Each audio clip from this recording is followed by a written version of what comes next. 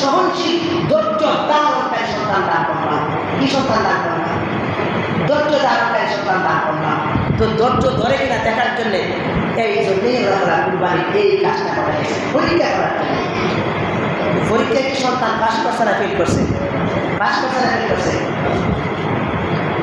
হযরত ইসমাঈল আলাইহিসসালামকে বলেন, বাবা আমি স্বপ্নে দেখেছি আমি তোমাকে জবে করতেছি, এবার বলো দেখি একবারে তোমার কি বর্ণনা, তোমার কি রায়? সন্তান কি বললেন? قال يا أبت افعل ما تؤمر ستجدني إن شاء الله من الصابرين। বাবা আপনাকে আপনার রব যে বিধান দিয়েছেন, নির্দেশ দিয়েছেন তা অচিরেই বাস্তবায়ন করুন। আশা করি আমাকে ধৈর্যশীলদের মধ্যে একজন পাবেন। এমন নয় যে আমি একমাত্র ধৈর্যশীল, এমন না, বরং আমাদের পাবেন যারা ধৈর্য ধারণ করছে তাদের মধ্যে একজন। কি বলেন? বাবাও রাজি, সন্তানও রাজি। আল্লাহ তাআলা তো মূলত পরীক্ষা করার উদ্দেশ্য নাকি সন্তান জন্মের উদ্দেশ্য? পরীক্ষা উদ্দেশ্য। সন্তানকে সহায় দিলে জবে করার জন্য ঠিক সেই সময় আল্লাহ তাআলা পরীক্ষা তো দেখা হয়ে গেছে না, হয়েছে না?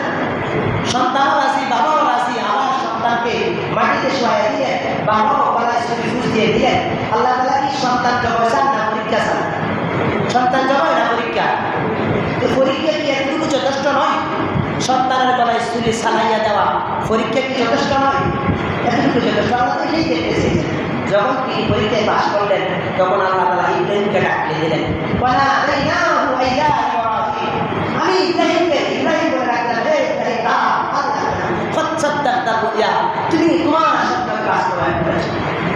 অতঃপর কুরআন বচন আমি আল্লাহ একজন সম্মানী একটি দামি জিনিস ইব্রাহিম এবং ইসমাঈলের কাছে আমি হাতে দিলাম বদলা হিসাবে। এখান থেকেই আমাদের যে কুরবানি, এই কুরবানি আসছে।